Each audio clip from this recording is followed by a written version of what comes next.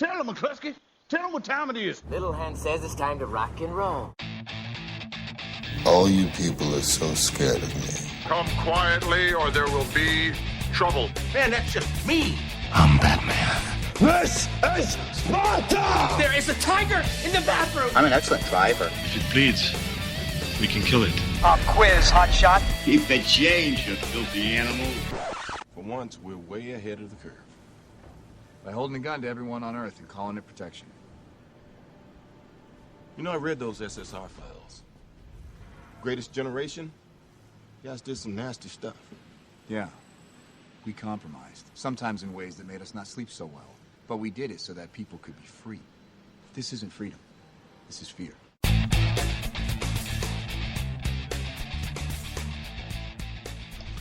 Hello and welcome to this week's Monday Movie Show on Monday the 2nd of May. We're already into May 2016, which is ridiculously quick. I'm Andrew. And yeah, I'm the other guy. Yeah, who we haven't done that for a while, so I just thought I'd throw that in there. And you've gone completely thrown a spanner in it because I am the other guy. So yeah. I think people might be used to our voices now. I don't sound any different than what I did last week. Even though last week I had a cold. Well, the week before that I had no voice, pretty much. For anyone listening who doesn't know who you are, your name is the other guy. Okay, other guy. I'm Stuart. Yeah. We're here as usual to go through, look at some movie news, the latest box office charts, and new releases, including these movies. The smallest film released this week in the form of Marvel's latest superhero action fest in Captain America Civil War. Then animated film based off the video game, based off the film, based off the game. It's confusing with Ratchet. Which came first, the game or is it the chicken or the egg thing? The game supposedly came first, but there is a game which is a remake of the original game, but the game is also based on the film. My head hurts. Told you. We have Jake Gyllenhaal in drama Demolition, and one of the most hounding, or one of the most hardest films to watch of the year with Son of Saul. After which, of course, we'll then go on to this week's DVD and Blu-ray releases. Not a big week for films, but a couple of them to go through that are fairly big. Yeah, we have the origins of the Moby Dick story within the Heart of the Sea, comedy starring Will Ferrell, in big massive air quotes, with Daddy's Home. Then we have sci-fi, thriller, adventure, whatever, with Synchronicity, and small little New Zealand horror comedy with Me and My Mates versus the Zombie Apocalypse. Yes, that is the title of a film. Yeah, I've got another one actually. It's a movie that's out next week in UK cinemas. I need to actually try and find the name of it first because it was a bit of a tongue twister when I saw it. It's called The Sky Trembles and the Earth is Afraid and the Two Eyes Are Not Brothers. That's out in limited cinemas this Friday. Okay, interesting. So that beats Me and My Mate versus the Zombie Apocalypse. Won't be seeing that though, I don't think. I haven't agreed with that. It sounds like it's a kind of more of an art housey kind of thing, not a big release. To the counter and go, can I have one ticket to see The Sky Trembles and the Earth is Afraid and the Two Eyes Are Not Brothers? Well, at least it's better than what Odeon are doing. Did you not hear what they're doing? I'm trying to think what the acronym for that would be. No, that wouldn't work. Yeah, have you not heard what the Odeon are doing? They're charging up £2 extra on top of big blockbuster movies. Really? Yeah. Odeon, for example, it costs two people to go and see Captain America Civil War in 3D, £36. No. £36 for two people to go and see it in 3D. And that's not in the capital neither. That can't be real. That can't be right. No, it's true. They charged for Star Wars: The Force Awakens. They were charging £2 extra on top of the tickets to see it, no matter if you saw it in 2D or 3D. £2 extra on top. And they're doing ridiculous. They're doing this with all big blockbuster movies. That's ridiculous. It's insane. No, I gotta try and look into that because I can't believe that at all. That's honestly the truth, and it's a good job that I don't have an audience that's as close by me. Yeah, I'm kind of glad that that's the case as well. I'm honestly just taken aback by that. That's just. I've got an Empire Cinema. I don't know how I can actually change that without it sounding differently, but there are other cinema chains available. I have one of them, and I thought they were bad. I wonder what it was that they were doing for last month. Over 2 weekends, they did a whole 50% off all weekend thing. No, you know. Yeah, they need to make money back for people that they gave away too much that week. They just launched an unlimited card as well, or something. Yeah, they've launched another one, which is actually more expensive than the Cineworld one. Yeah, so it's ridiculous. Yeah. Okay, let's get on to some a look at some movie news. I'm actually going to state on one I don't actually have down here, but because I went to see a couple of films today. One of them was the big film that we're doing, and one of them is another film. Saw it again? I did, yes. Why am I not surprised? Yeah. But the thing is, before the other film, there was a trailer for the new Studio Ghibli film. When Marnie was there? Yes. And it does look very, very good. But the thing I noticed is at the end of it as well, it does say about there is going to be a big sort of re-releasing of all of the big Studio Ghibli films at cinemas. So fingers crossed it's going to be a nationwide spread across loads and loads of screens. Well, they're advertising it at there, so they advertised it at the Glasgow Cineworld. So it's getting shown, I think, 20 sites across the country. This Studio Ghibli season. It's because obviously When Marnie Was There is the final Studio Ghibli movie, but it's also going to see the first showing of the English language version of Only Yesterday. It's been. I thought you were saying that. It's because When Marnie Was There is being released in both versions. Yeah, but Only Yesterday has never been shown in cinemas, and it's never been shown with the new English language dub, because it was shown for the first time in America. Even the Japanese version has never been released in America, so we're getting the new English dub over here as part of the season. But unfortunately, it is only in around about 20 sites that is actually doing it, and there is nowhere close to me that is actually doing this season. I think the closest cinema is about 120 miles, 130 miles. No, it seems to be then maybe Glasgow near me is showing it, so maybe try and find this. York is the closest to me that is actually showing it, and then it's Glasgow. Oh. That's unfortunate for you as the Studio Ghibli fan, the resident Studio Ghibli fan. Studio Ghibli fan. But there you go, Studio Ghibli brought up, and it wasn't by you.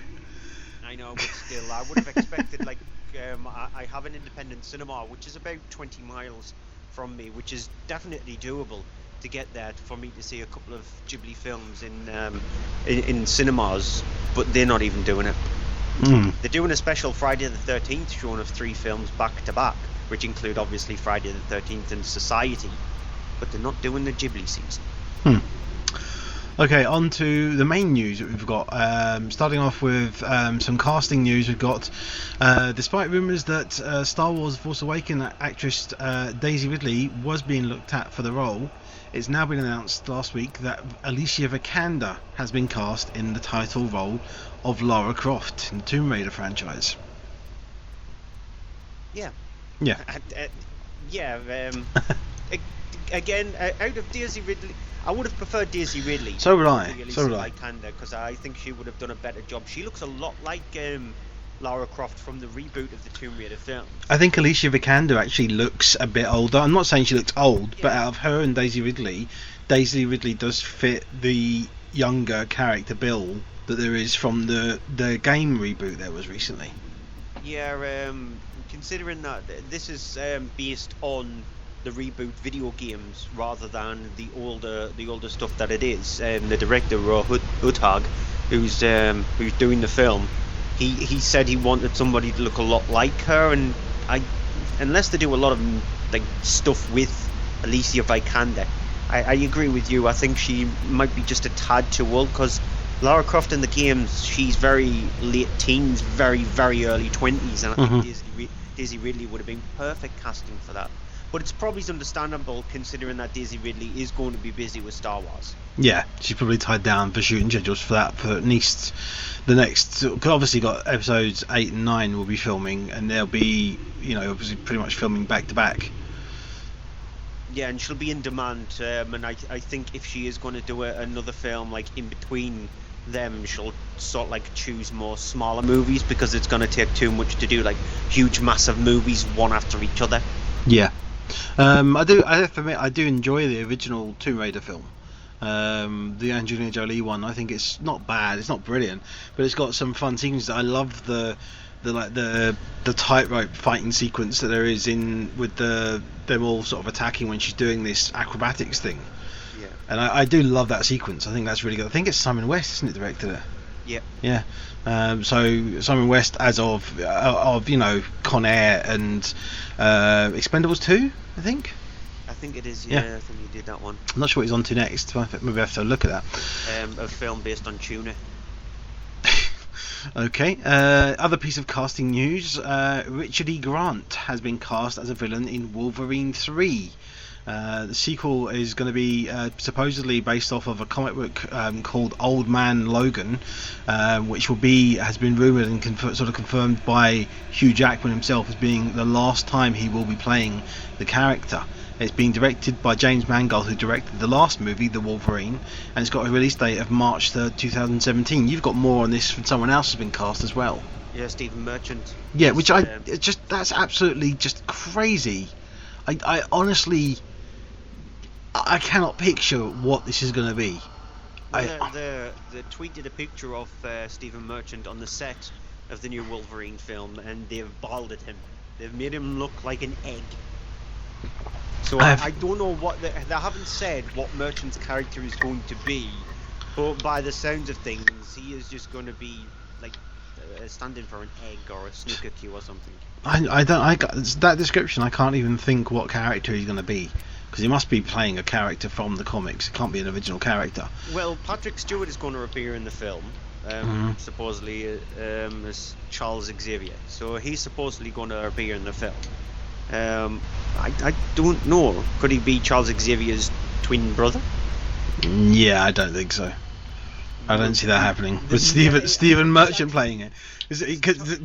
While he was sitting in the chair, did he somehow mysteriously grow a couple feet taller, sort of thing? Has Charles Xavier got a new family? He has, but we've already seen him in one of the films, because it was the character of the Juggernaut.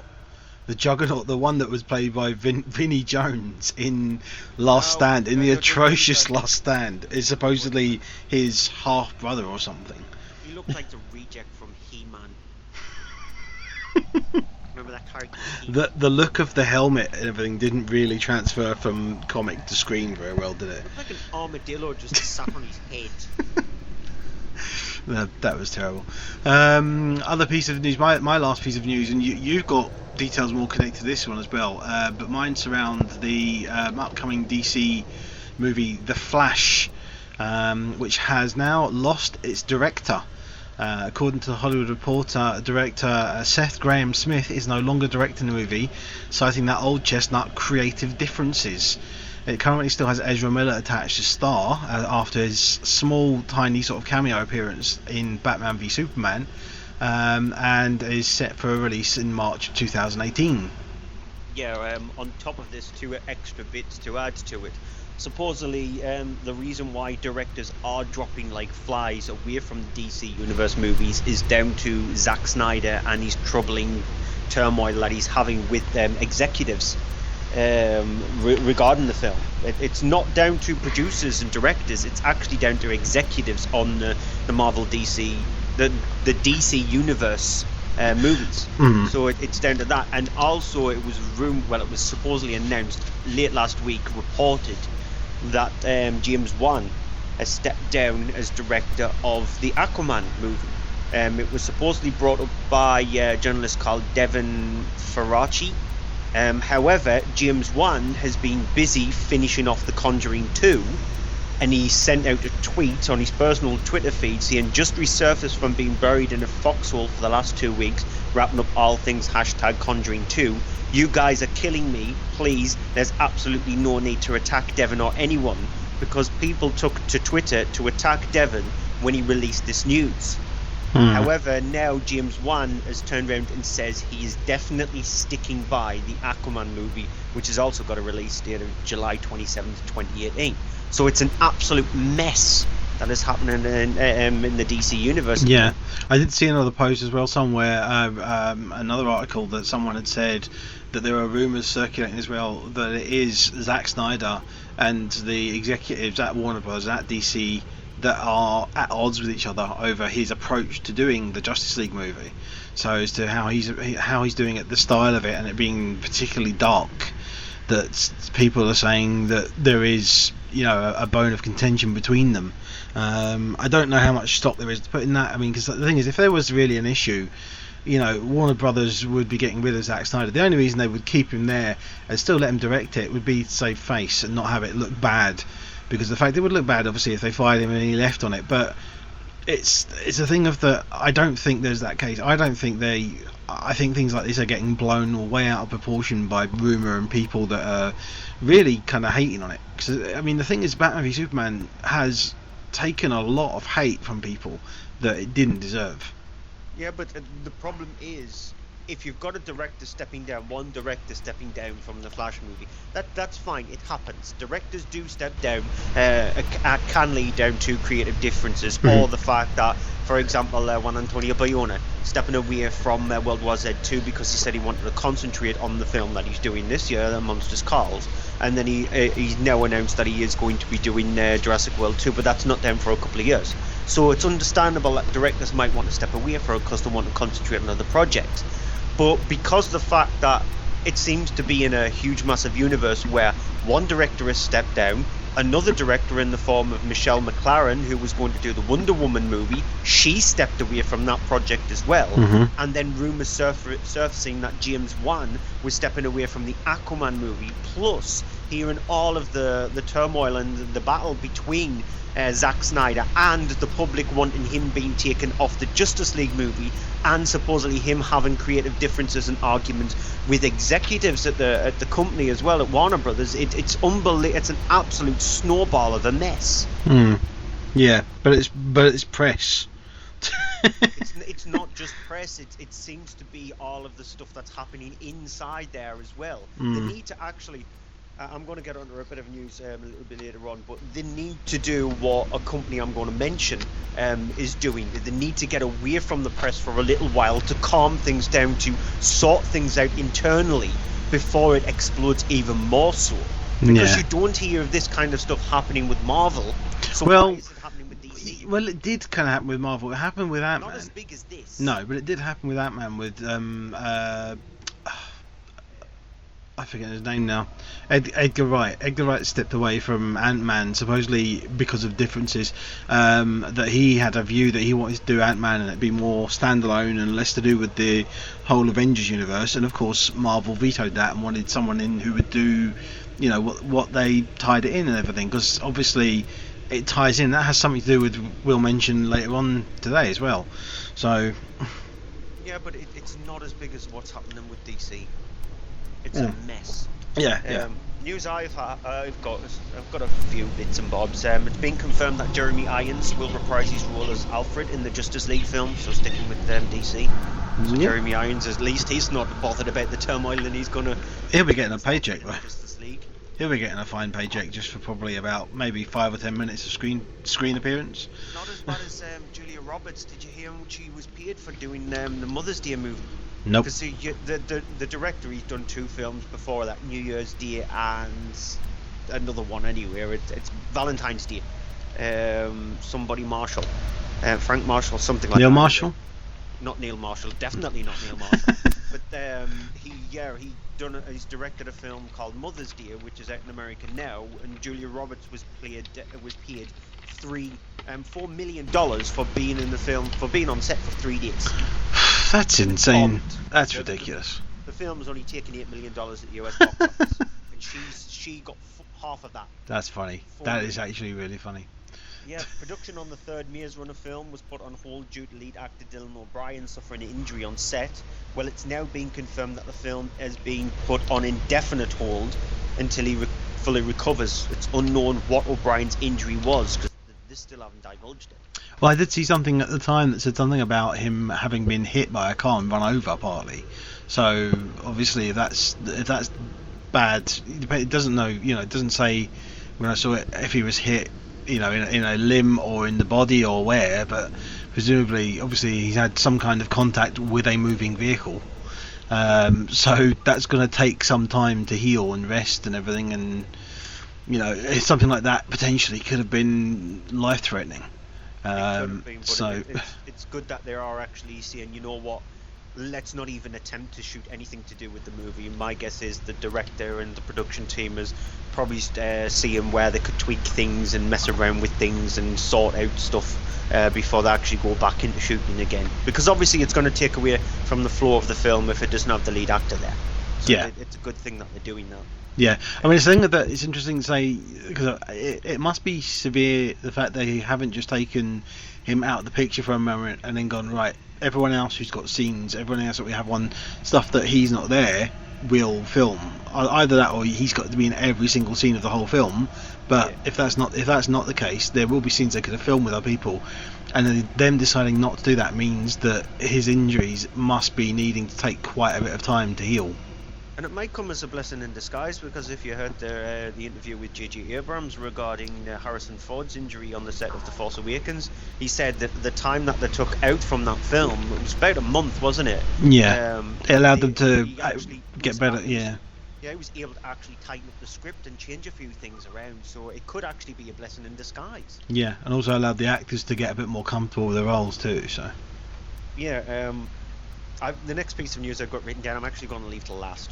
Sega has confirmed that their Shinobi franchise is heading to the big screen. Producer Mark Platt, who worked on Wanted and Scott Pilgrim, is said to be in charge of the project. It's one of the franchises I actually know, and I have played one of the games. I can't remember which one it was, but a while back, and I remember it was a good game and fun, and it was. I do like sort of samurai things, so I'm up for this. If they can come up with a good story and just do that, then yeah. Yep, 20th Century Fox. Now this is regarding the same thing that I think DC should do, but 20th Century Fox have confirmed that they will not be at this year's Comic-Con due to the amount of footage that leaks out of the conference. So no new info on the Assassin's Creed movie, or new trailer or footage, or Wolverine 3 will be shown at this year's Comic-Con, or any of 20th Century Fox's films released over the next 2 years, I would say. I think that's a bad mistake. That is a mistake, because of the fact of the, fine enough if something leaks, okay, but basically if it's not potentially ready to go out in the public, it shouldn't be getting shown at these things anyway. And the thing is, a lot of the time when stuff is leaked from these things, it then goes online, people see it, and people go absolutely crazy about it.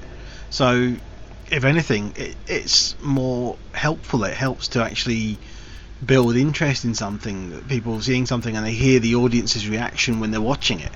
And it's bizarre them saying, "Oh, we're not going to do this because people will be there with cameras and stuff and leak it." And well, free publicity is free publicity, especially if it's something you've made and you want it to be looking good, and you think, "Oh, people are going to go and pay money to see this." Well, then obviously not a whole film, but a trailer, showing a trailer somewhere and saying, "Oh, you 2,000 people here can see it, but the rest of the world can't see it because it's not ready for the rest of the world." Well, why is it ready for the 2,000 people in this room? That's why they should just go, you know what, let's just take a stance of what happens at E3, and let's just televise it or show it online, or whatever. Just cut out the middleman. Cut out the fact that leaked footage is going to appear on places like YouTube or streaming sites like that, and just go, you know what, we might as well just stream it on Twitch. We might as well just stream it on YouTube live, so people can watch the press conferences and be done with it. If they did that live, how many people will be watching that? How many people would see that? It's a non-starter. It's just do it, They could do the unscrupulous things, and even if they put it behind a small little pier gate, charge like £1 or £2 to watch it. You can just imagine the revenue that they could bring in by just doing something small. I would be a bit objected to that, paying to see a trailer thing. Even if they did do that, tickets to Comic-Con are a stupid amount of money. just to actually go to Comic-Con itself. They sell out stupidly fast as well. So even if they did that, they could still make a bit of money. They could do a Twitch thing where Twitch have a subscription-based service, and you pay, I think it's something like £2.50 a month, and you can view the on-demand stuff and things like that. Well, Comic-Con should do this across the year, because it's not just Comic-Con that the company who run it, that's the only con that they actually do. They have ones that stretch across the year, so they could do it across the year, so people could subscribe to their Twitch channel and go, you know what, you get to see some of the biggest press conferences, you get to see the on-demand stuff, so you can watch it whenever you want for as little as £2.50 a month.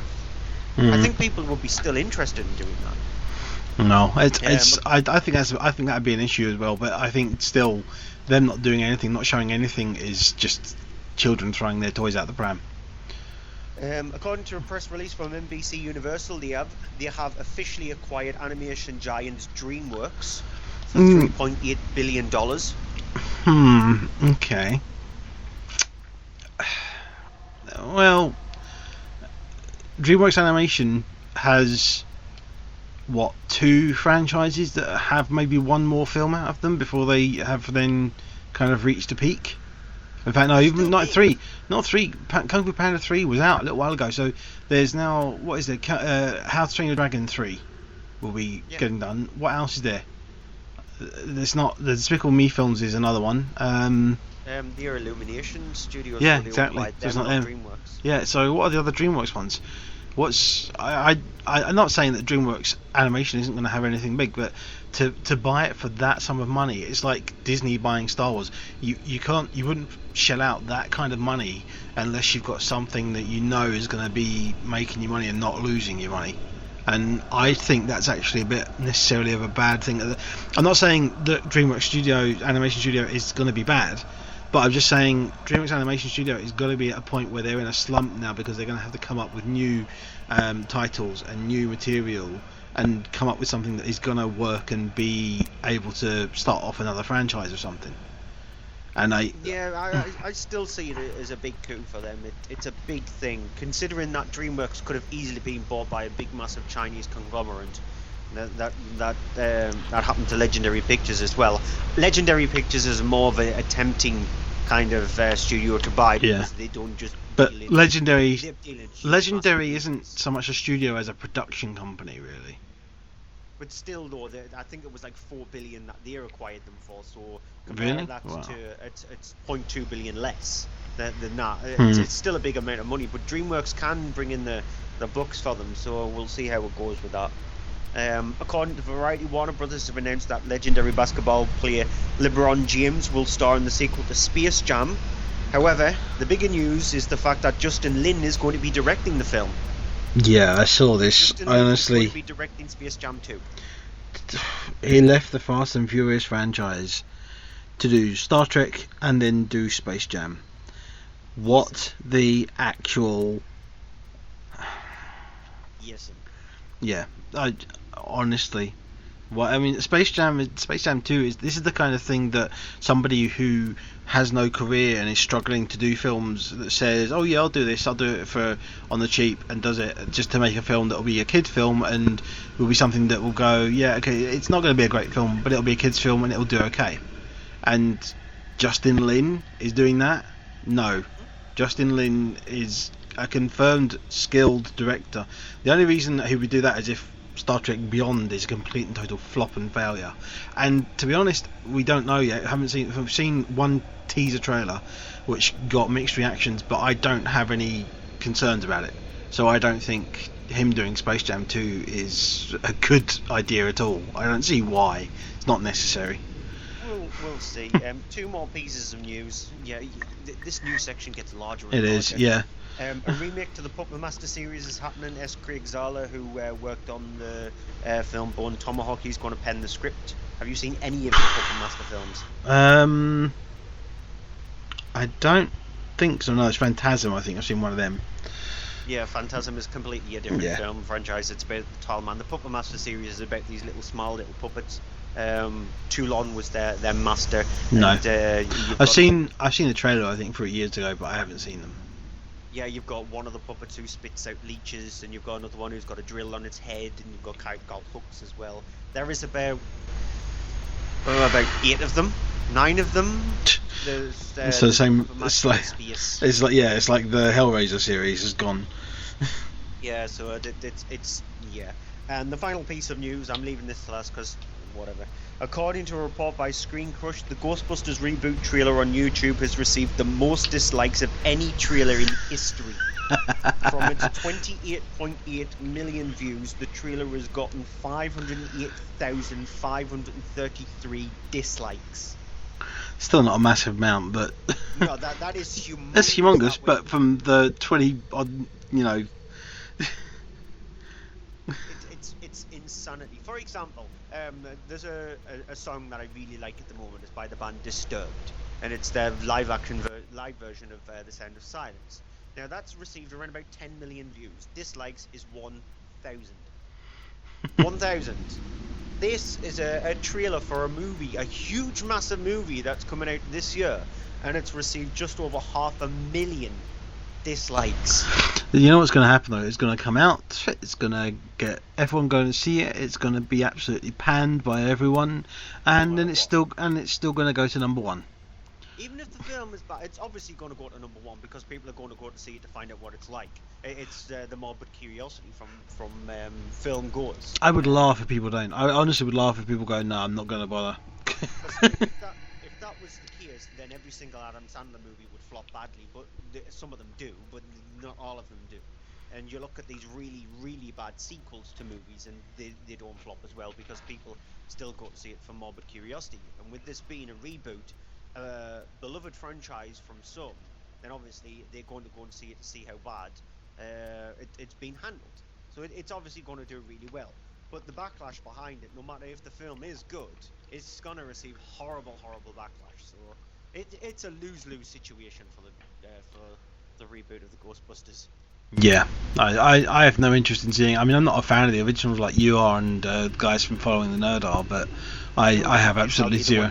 Yes, absolutely. Go ahead. Right, moving on so quickly. Box office top 10. Starting at number 10 with Miles Ahead.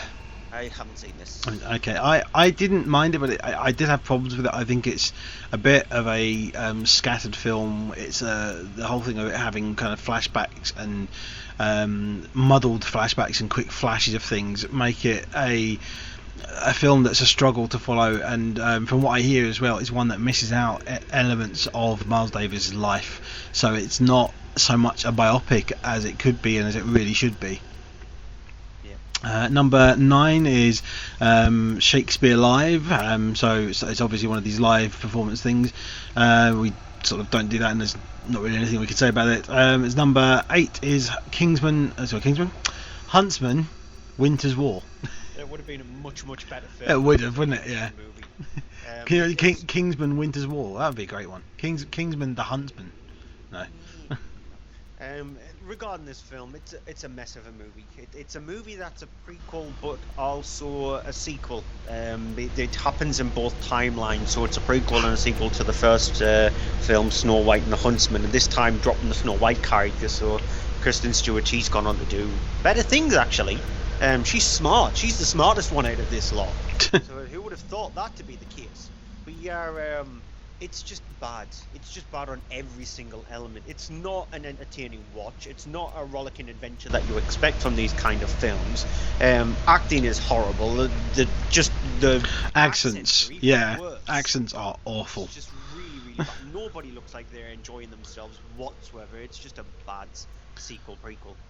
Eddie the Eagles at number 7. Really like the film, directed by Dexter Fletcher. His third feature-length film.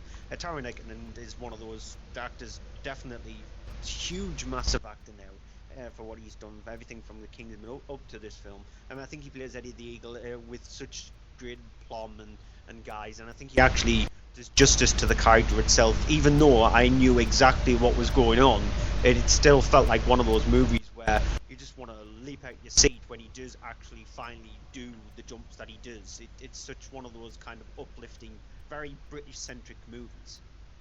Number 6 is Batman v Superman: Dawn of Justice.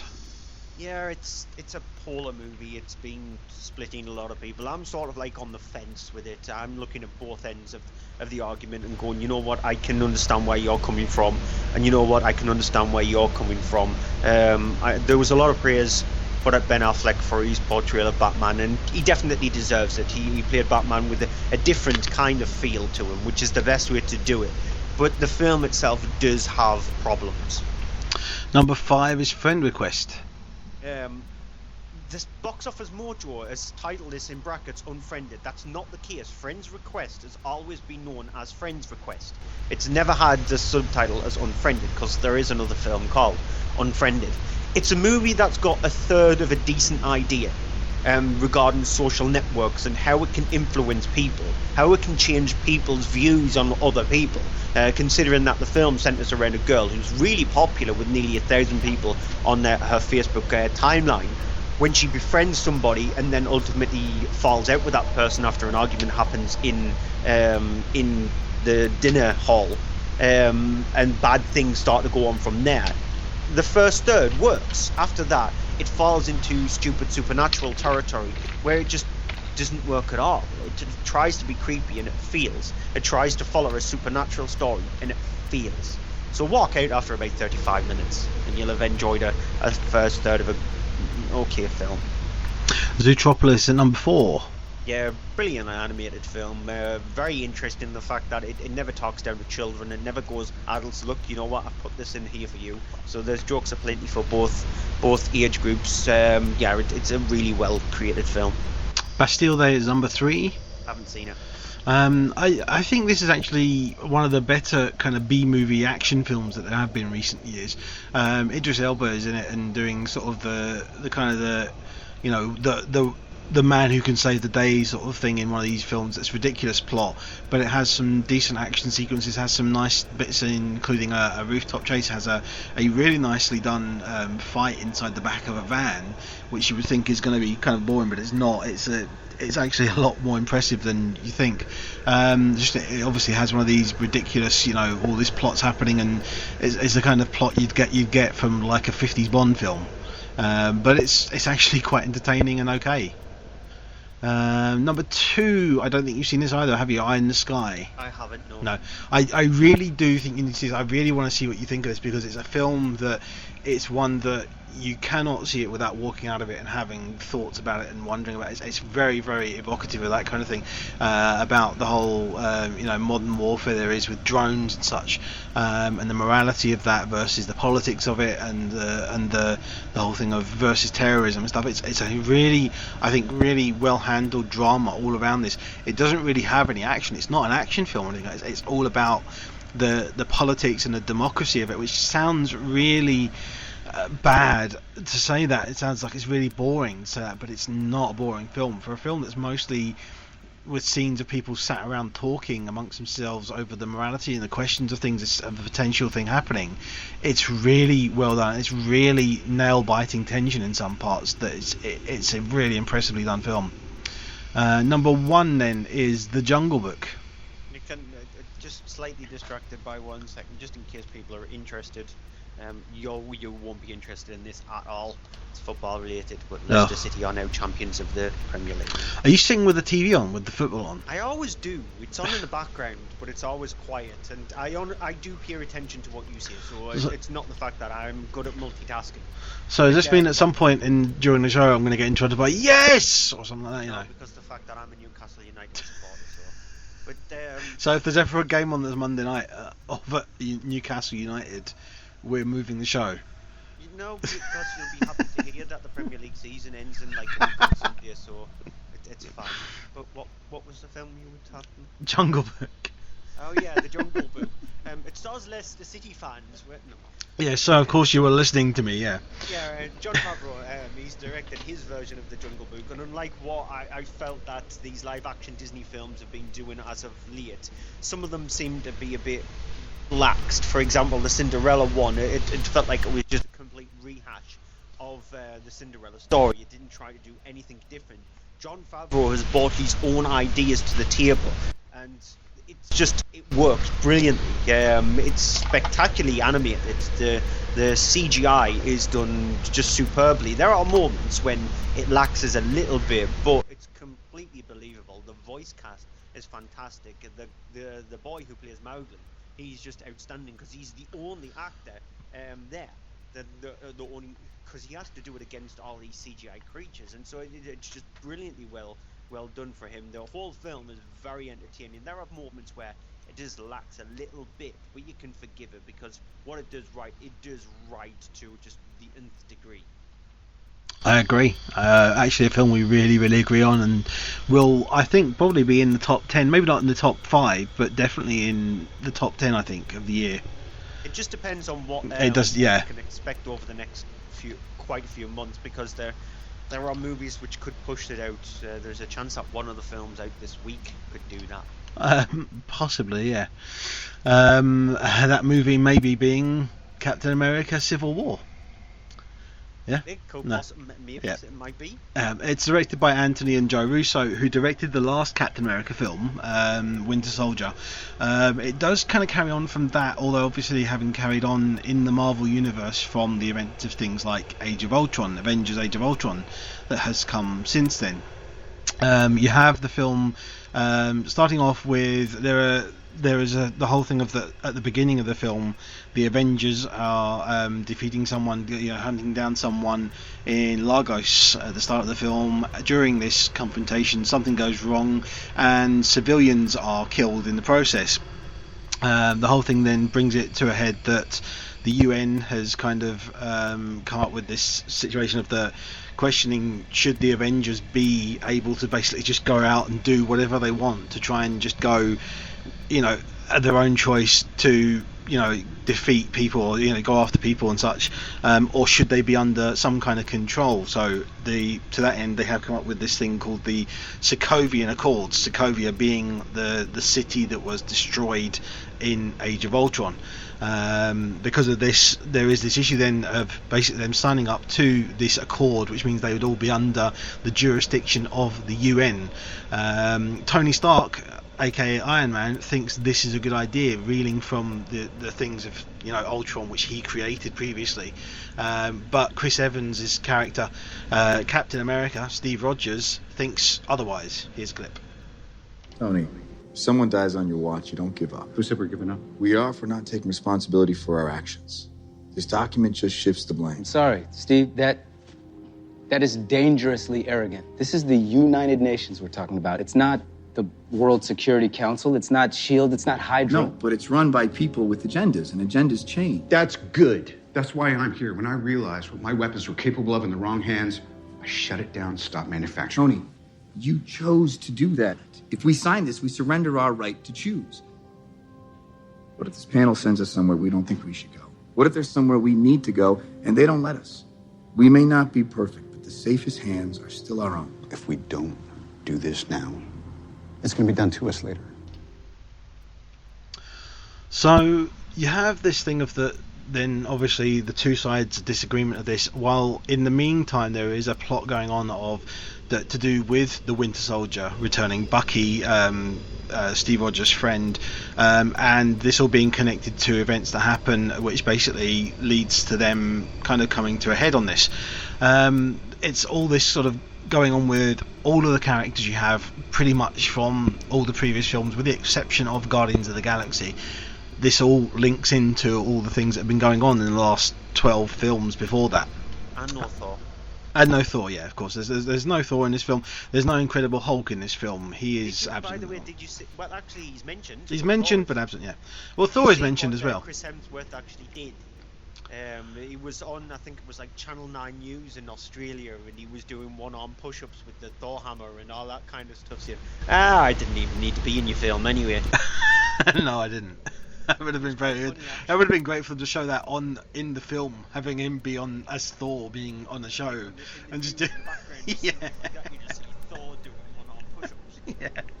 The thing is, it's interesting that the fact, going back to the Russos having done Winter Soldier. Now, I really, really liked Winter Soldier because it had the whole thing of it had this thing going that it became evident, especially with Winter Soldier, that what Marvel's doing very cleverly is they are not making comic book films. They are making different genre films based off of the comic book source, off the comic book material.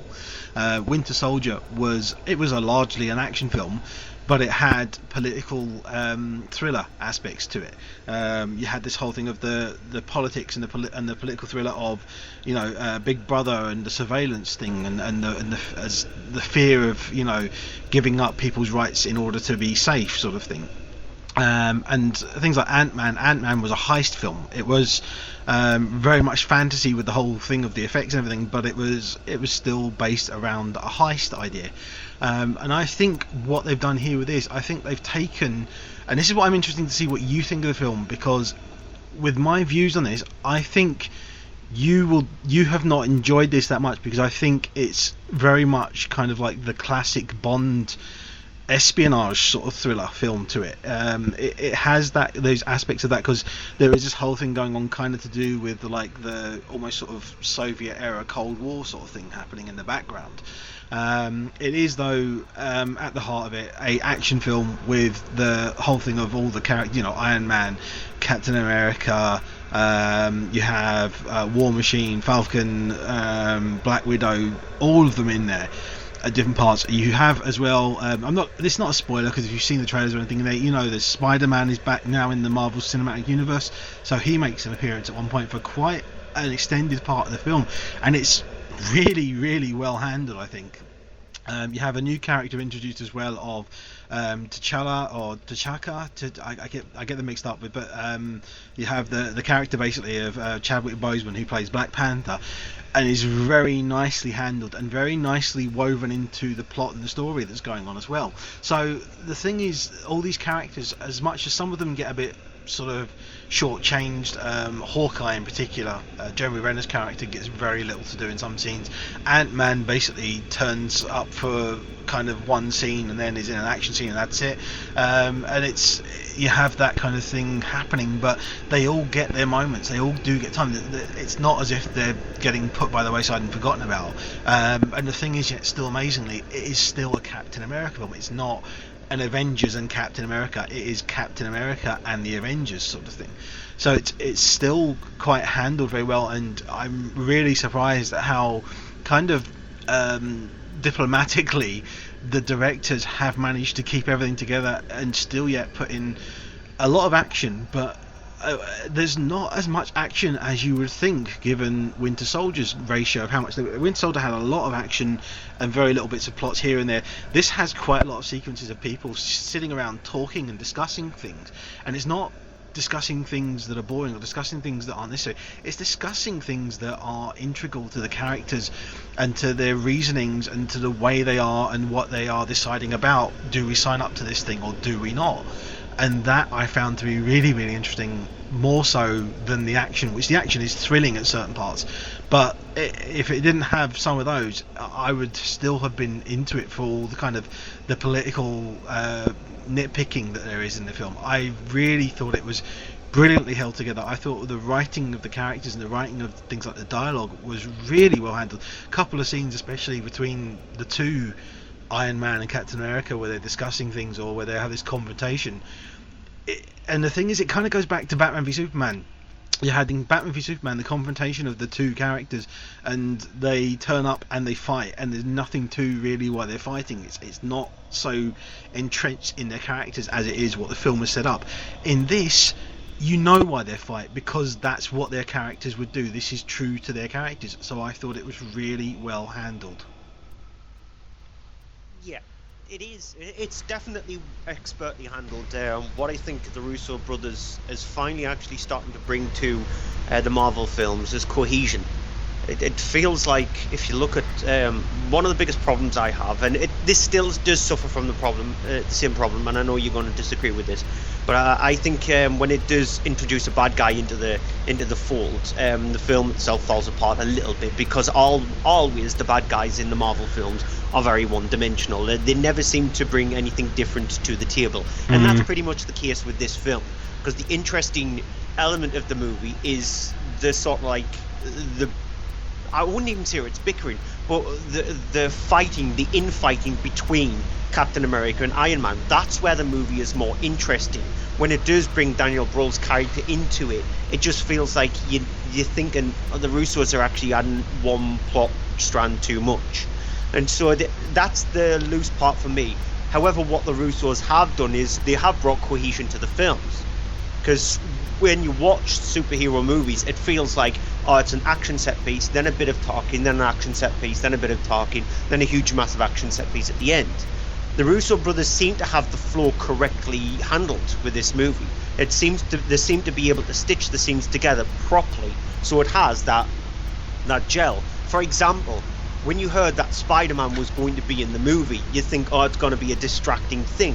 When in fact what they've gone and done, secretly what they've gone and done, is told Spider-Man's origin story again, differently, but made it more interesting and not made it feel like it was an origin story. Because in a way, when you do come across Spider-Man's character, played by Tom Holland, who's going to... He is absolutely brilliant as well. He is note perfect in the role. But when it does bring it, you're thinking, oh no, please don't do what you're going to do, or don't make him appear like for 2 minutes and then that's about it, just throw him away. They don't do that. They go, you know what, he's a tiny little bit of backstory, what his life is like at the moment, and then we're just going to bring him into the fold as well. And they handle that brilliantly. They do that with Ant-Man as well. Ant-Man just had his own film, and then they bring him into the film to help out, but they don't do it as a cameo role, or they don't do it as a 30-second flashback thing like they did like happened with the Batman vs Superman movie. They brought him into the action and made him an integral character into one of the biggest scenes in the entirety of the film. So that shows you how expertly crafted the film is from the director. So I did really like the film. I still have problems, like I said, with the main bad guys, and I'm slightly sick of also seeing people go, what side are you on, Team Iron Man or Team Captain America? Just stop doing that, because it's really cheesy. And when you do, it's not Team Captain America, it's Team Cap. But that's still even worse. But when you do discover the outcome of the main plot line of the film itself, it makes you question why you actually decided to side with one of them. It makes it a pretty... You feel really dirty for actually siding with them. And I don't like latch on to any of this one. Oh, you've got to be on either side of the team. I don't care about that kind of stuff. It's just silly. So stop doing that. Just please stop doing that. But overall, I did really enjoy the film. I'm surprised, and yet not, because I've seen the film obviously, but I'm surprised that you did enjoy it as much as, because I was sure, as I say, because to me it does have this whole thing of an espionage kind of thriller.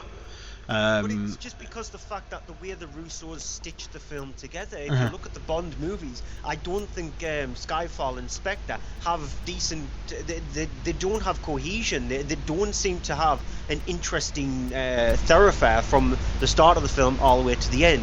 Whereas what the Russo brothers do with their films, they seem to have a proper connection there. You actually do want to sit there, no matter how long it is. I've seen people complain that it's overly long. It never felt like it was on for 2.5 hours for me. It felt like that running time was handled properly because they wanted to take their time with certain scenes which needed some time to be taken with, but they also said, you know what, this is an action set piece, we're not going to make it over the top explosions and last 10 minutes, we're actually going to extend it a little bit more so it's got areas to breathe, so the characters that are involved with these set pieces, for example the one at the airport, the characters involved in that, it could have just been a few of the Ant-Man and Spider-Man in the background and you just see Captain America and Iron Man go at it.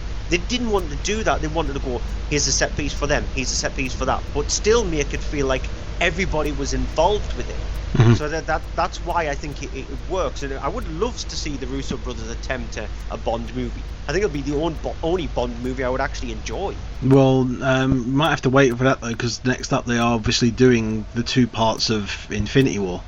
Yeah. So we've got that to look forward. But I'm definitely buzzed about that, more so now than I was, because I know that it's in the hands of people that can do this.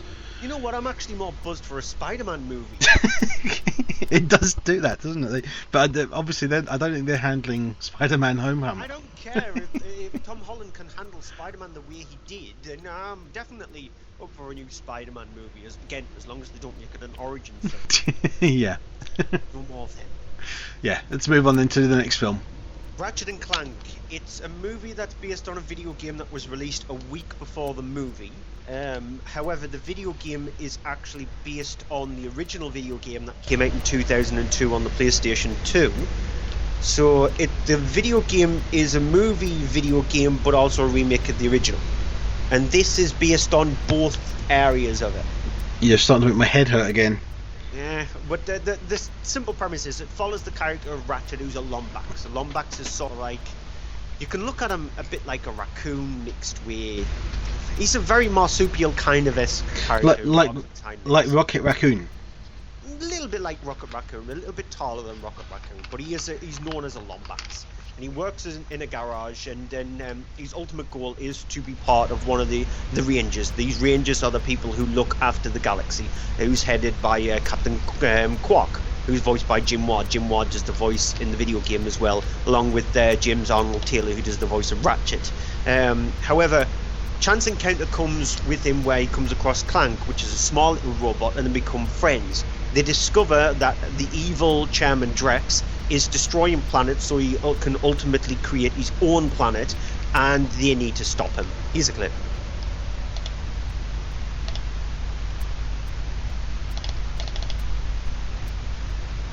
Okay, the player seems to have frozen for some reason. Fantastic. The joy of being live. Yeah. Okay, may have to leave the clip just now. Go on. I'll see if I can get it playing. Who says that Gremlins in the system can't happen? I wonder if they actually know what the Ratchet and Clank film is like and the system is just going, you know what, I don't want to play the clip. Yeah. Because the unfortunate thing is, I'm a big fan of the video games. I really like the Ratchet and Clank series, and in a film itself, it just doesn't work. The humor works in the video games, it just doesn't work when you stretch it across 90 minutes. The screening that I went to see it is, considering that it's an animated film aimed at kids, it's rated U as well. The screening was actually empty. There was about 10 people in the screening of it. 4 people got most of the jokes. They were over the age of 25. So you can see the problem here. It's